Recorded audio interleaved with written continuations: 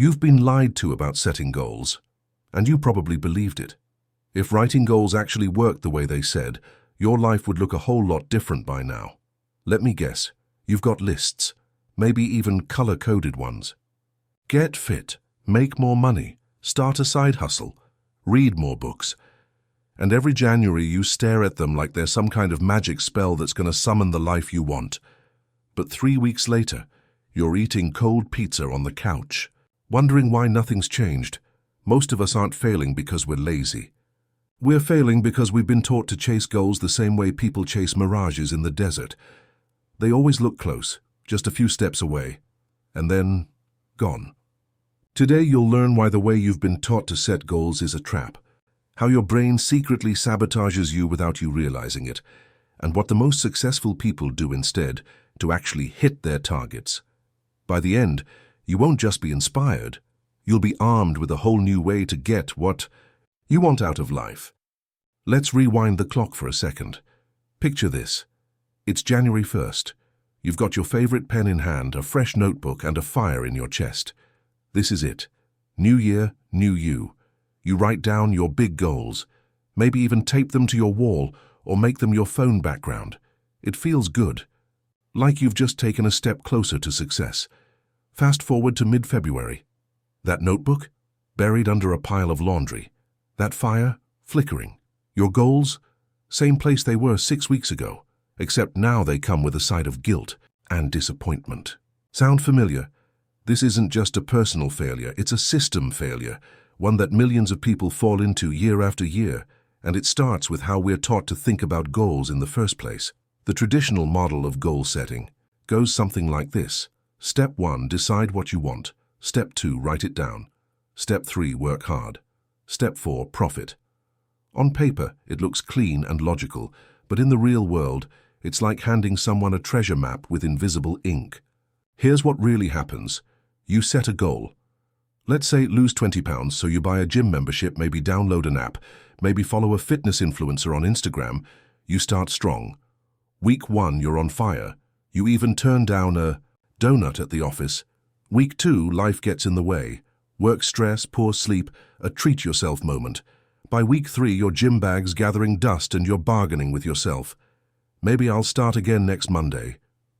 Now your brain starts talking, and it's not friendly. It says, you always do this, you never follow through, you're just not disciplined enough. The problem isn't the donut.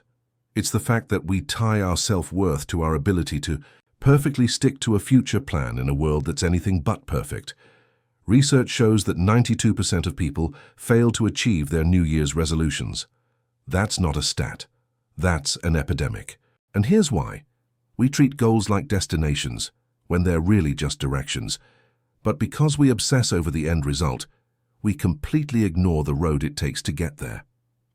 Let me tell you about something called the goal gradient effect. Back in 1932, a psychologist named Clark Hull ran an experiment with rats. He found that rats in a maze would run faster the closer they got to the cheese at the end. The closer they got to the reward, the more their motivation increased. Humans, same deal. We feel motivated when we sense we're making progress. But when we don't see immediate results, our motivation crashes. So when you set a goal like, lose 20 pounds, but 2 weeks in you've only lost 1, your brain whispers, it's not working. And you quit, because we've tied success to the outcome, not the process. This is why the most successful people in the world don't obsess over goals. They obsess over systems. James Clear, the author of Atomic Habits, explains it well. You do not rise to the level of your goals. You fall to the level of your systems. Systems are the things you do every day that build up like compound interest. Want to write a book? Don't set a goal to write a book. Build a system to write 500 words every morning at 8 a.m. That's a system. Want to get fit? Don't set a goal to get abs. Build a system of working out 4 times a week and prepping your meals on Sundays. That's what gets you results. Goals are about direction. Systems are about progress. But here's where it gets wild. Even your brain is working against you when you set goals the old-fashioned way. It's called goal fatigue. Your brain, particularly your prefrontal cortex, the part responsible for decision-making and self-control, gets overwhelmed when juggling too many goals. The more goals you stack up, the harder it becomes to focus or follow through on any of them. It's like trying to run 10 marathons at the same time. You won't finish one. You'll collapse halfway through all of them. Let me give you a real-life example. Meet Alex. Alex was a graphic designer who wanted to launch his own freelance business. So he made a vision board, wrote down a dozen goals, get 5 clients, build a website, grow an email list, post on social media daily, read 3 business books, run ads. 3 months in, burned out, no clients, website half done, no momentum. Then he scrapped the list. He picked one system. Every weekday, reach out to 10 potential clients, no fancy branding, no ads. Just one simple action repeated daily. 3 months later, he had a full roster of clients and was making more than his old salary. He didn't get there by dreaming bigger. He got there by thinking smaller, but more consistently. Success is not about doing everything. It's about doing the right thing again and again, even when it's boring. And that brings us to another lie. Motivation. You've been told that you just need more of it, that if you're not doing the thing, it's because you're not motivated enough. That's garbage. Motivation is fleeting, it's unreliable, and it's always late to the party. What works instead? Habit stacking, environment design, accountability. Behavioral science shows that you're far more likely to follow through on a habit if you link it to something you already do. Want to stretch daily? Do it after brushing your teeth. Want to drink more water? Leave a glass on your desk so it's in your line of sight. Change your environment and your actions follow. Leave your phone in another room while working. Put your workout clothes out the night before.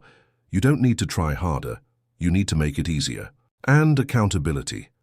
It's rocket fuel. A study from the American Society of Training and Development found that you're 65% more likely to meet a goal if you commit to someone. That number jumps to 95% if you set up a specific accountability appointment with that person. So instead of keeping your goals a secret, share them. Start a challenge with a friend. Check in weekly. Make it social. Now let's talk about the dark side of goals, the identity trap. Ever say something like, "I'm just not a morning person," or "I've never been good with money"? That's not a fact, and that's an identity. And goals that conflict with your identity usually die fast. You might want to save money, but if deep down you believe you're bad with money, your brain will self-sabotage to stay consistent with that belief. So the fix: don't just chase goals. Change your identity. Don't say, "I want to run a marathon." Say, "I'm the kind of person who trains daily." Your brain likes to be right. So if you identify as someone who shows up, it'll find ways to make sure you do. Let's recap the escape plan. First, stop chasing distant goals like they're magic solutions. They're not. Second, build systems, tiny daily habits that don't rely on motivation. Third, design your environment and your identity to support those habits. Fourth, stay accountable, not to a journal, to a person. And fifth, be okay with being bad at the beginning. Progress is messy, results are slow, but consistency beats intensity every time. You're not stuck in goal-setting hell because you're weak. You're stuck because you're using a broken map. Now you've got a new one. Walk it. Welcome to freedom.